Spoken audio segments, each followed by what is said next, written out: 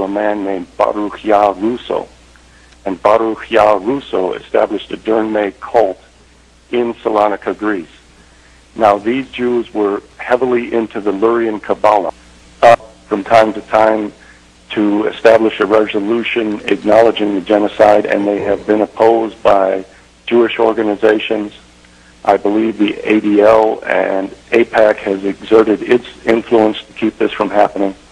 And the United States is not unique. I think in Israel, Tzipi Livni and others have opposed resolutions acknowledging the genocide and have opposed Turkey's being forced to acknowledge the genocide. Now, why would Jews be opposed to that? One reason would be that they want to keep the Holocaust of European Jewry as a unique event in history and have a selfish interest that way.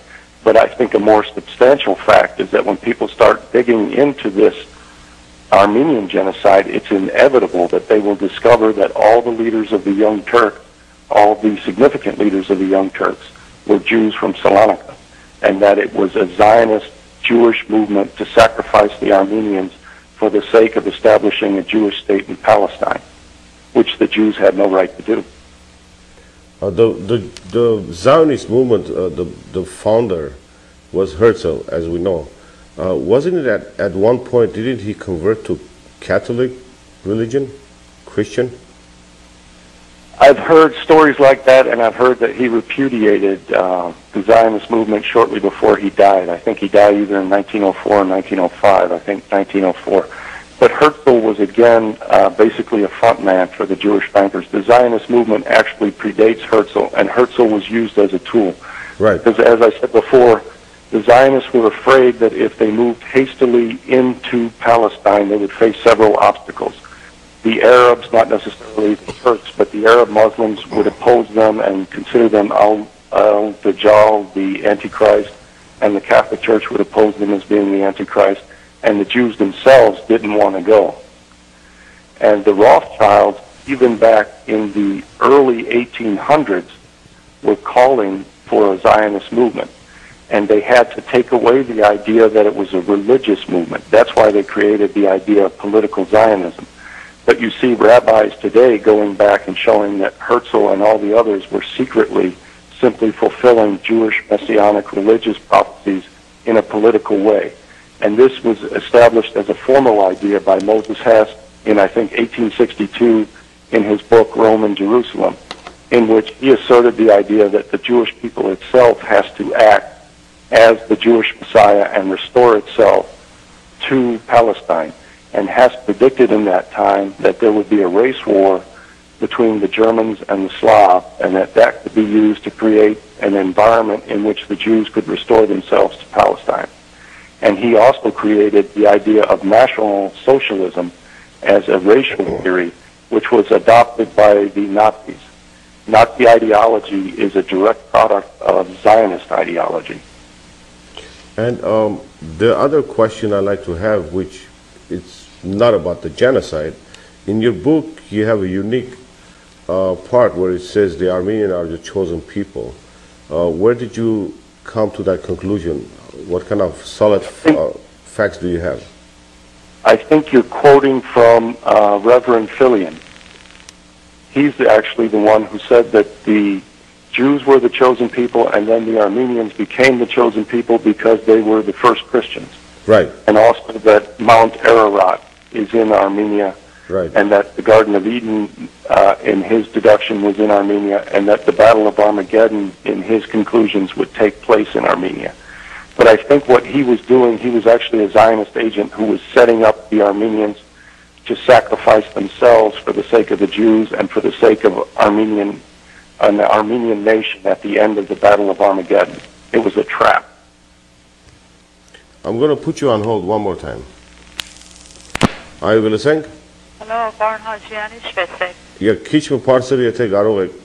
Shvesek, Davek. La Parkaso. Շատ ներողություն, ինչ է այդ բարոնի անունը եւ իր բժշկինը? Christopher John Jerkins. B. Jerkins, B.O. Այո, հետո ներողություն, այդ Իրանից հարցնում եք, որ այդ Նիկոլայ Սարկոզին, որ ընտրվել է, կարծես Hungarian բան ունի, background ունի։ Չեմ հասկանում, որ հարցումը։ Nikolay Sarkozyn որ ընտրվել է Ֆրանսիայի նախագահը, ուրեմն հունգարացի հրյայի բան ունի, ինչպես ասեմ, Հունգարիայի հրյաների պատմության մեջ կա այդ հունգարացի հրյա պետք է լինի իր հայրը կամ իր մայրի կողմից, կարծում եմ մոր կողմից, ամենայն դեպս կարելի է խնդրեմ ասեք, ում շահին կլինի, կամ ով է ավելի շատ, այսինքն օգտվում այդ իր ընտրությունից, որ ընտրվեց, ում շահին կլինի, որ երկիրը ավելի, այսինքն Եկեք այսօր մեր ցեղասպանության հարցերով զբաղվենք, նյութը արդեն կփոխվի, որ ուրիշ տեղ երթագոր։ Okay, Christopher, I'm back again with the same topic. Thank you for being patient with us. We have 5 more minutes left for our topic. I would like you to I'm going to give you the time to talk for 2 minutes, give your opinion, and basically I want you to tell the Armenian community what's next, what should we do next? The Armenian community has a very unique history and a very wonderful history, as well as this black spot on that beautiful history. And I hope that the Armenian community again views themselves as a people who are intellectual, who are spiritual, and who have an inner strength and a beauty that was widely recognized as at one time as being the finest on the face of the earth. And I hope that the Armenian community can become cohesive and become a force to expose what the Zionist Jews did to them and what the Zionist Jews are today doing to the Middle East and to the world at large. Because what they did to the Armenians, especially in 1915, was a part of an ongoing process. It's a process of destruction.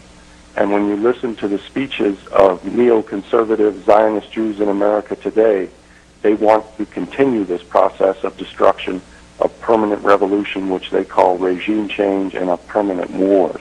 And we are at a critical moment in human history where this same force that sought to slaughter every Armenian down to the last man, woman, and child is trying to provoke a war with Iran and with Syria, and is trying to provoke the Turks to attack the Kurds in northern Iraq to spark this war.